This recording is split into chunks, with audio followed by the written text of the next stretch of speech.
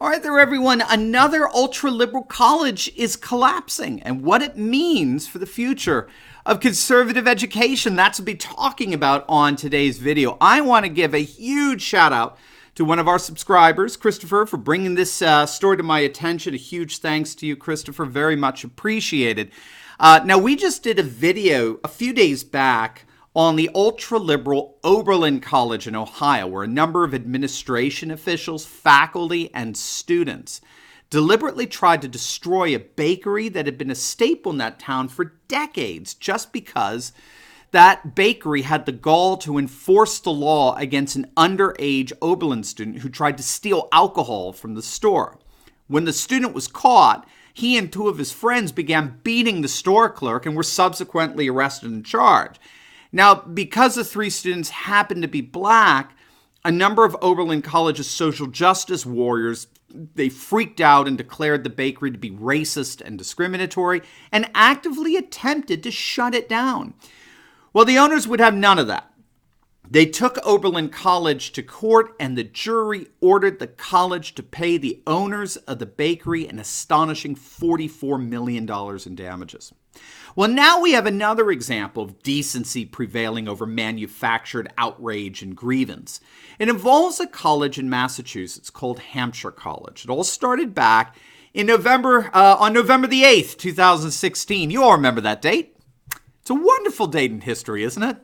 It's the date that rocked the globalist world order when Donald Trump was elected the 45th president of the United States.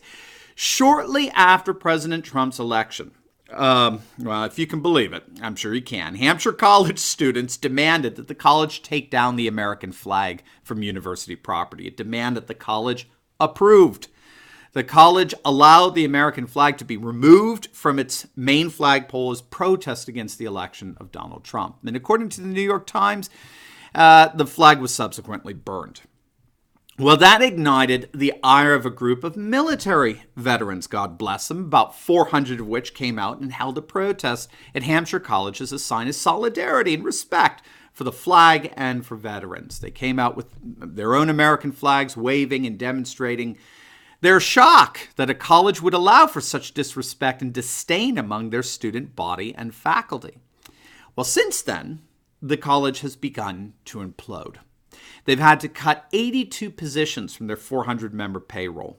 And in January of this year, the Hampshire College president announced that the college was in such financial jeopardy that they wouldn't be admitting a freshman class for the fall of 2019. Now, after a number of protests on that, the president relented and allowed for a freshman class of up to around close to 80 students. But when all was said and done, the total incoming freshman class for this fall is estimated to be no more than a measly 15 students. That number represents an astonishing 94% decrease for the college's 2018 freshman class of nearly 300 students. The overall enrollment has plunged from nearly 1,200 students to barely 600. And as things couldn't get worse, they're now in danger of losing their accreditation. Just an utterly stunning fall. Now, Hampshire College's reprehensible treatment of the American flag, along with the Oberlin social justice warrior fiasco, are all but the latest examples of campus insanity blowing up in their face. These are quintessential examples of how getting woke only means going broke. And this is becoming a reality for more and more colleges. You may not be aware of the fact, it's simply the case, liberal elitist colleges are indeed facing what even left-wing liberals are calling an existential threat.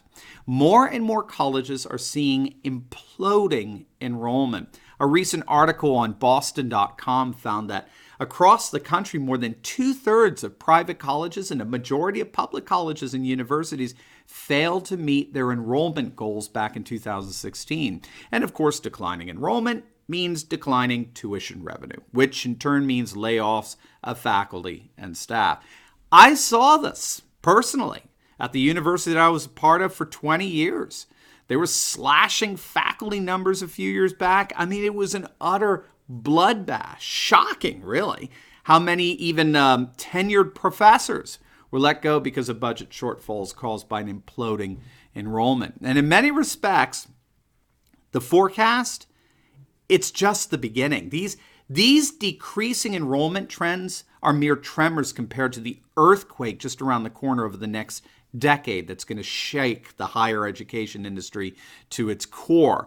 And that's largely because of a massive downturn in the United States birth rate, where we saw over 2 million fewer babies between the years 2008 and 2013. It's largely attributed to the economic downturn, and birth rates have continued to drop since then. And college presidents are coming out and saying, this represents nothing less than an existential threat to the very survival of many colleges throughout the nation. The predictions are dire. They are absolutely dire. Anywhere from 25% to as high as 50% of private colleges are projected to close over the next decade. But what these statistics don't show is a strange anomaly to this enrollment implosion. There are colleges that are seeing surges in their enrollment. And would you like to take a guess on what those colleges are? What do you know? They're all conservative Christian colleges. Conservative Christian colleges are exploding in enrollment. According to the Council of Christian Colleges and Universities, the 150 colleges that they represent have grown on average by an astonishing 20% in their enrollment since 2003. Again, all the while the absolute enrollment among universities nationwide is down. What all this means is that more and more liberal left-wing globalist institutions are collapsing. Okay, they're falling apart. And I don't think we have to look far as to why. It's not just fertility drops. That would affect conservative Christian colleges as well. But of course, as we've talked about on a number of occasions on other videos, conservative Christians are actually having children while secular liberals aren't. They're disappearing. So conservative Christian colleges appear largely immune from this decreasing enrollment trend. But more than that, liberal institutions are imploding under the weight of their own absurdity. One of the things that we have to understand is that while there is, of course, a massive populist uprising going on all over the world, that populist uprising is a reaction to the indisputable fact that secular globalist liberals have all the institutional power. We've talked about this before, right? They own our political parties, they own our banks, they own our corporations, our media, they own the church, they own economic institutions, and of course, perhaps ground zero, they own the universities and college campuses. But what are we seeing? We're seeing these elitist institutions beginning to collapse under the weight of their own absurdity. They speak a language and adhere to a behavior that the rest of the population just doesn't comprehend, and in point of fact, finds odious. And as such, these educational institutions are just beginning to implode. All we have to do is just sit here and watch.